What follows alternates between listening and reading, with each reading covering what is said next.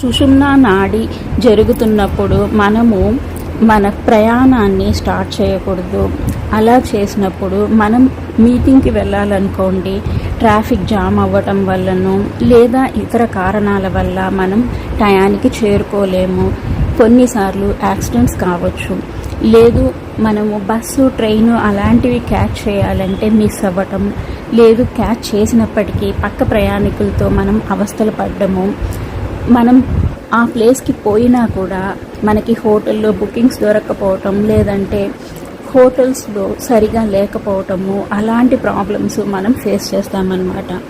కోర్టులో కానీ మనం సుషుమ్నా నాడి టైంలో ఎంటర్ కాకూడదు. అలాగే మనం హాస్పిటల్లో డాక్టర్ని మీట్ చేసేటప్పుడు కూడా మనం సుషుమ్నా నాడిలో ఎంటర్ కాకూడదు. ఏ మంచి కార్యక్రమం స్టార్ట్ చేయొద్దండి, ఏ వస్తువుల్ని కొనొద్దండి, ఏ ఇల్లు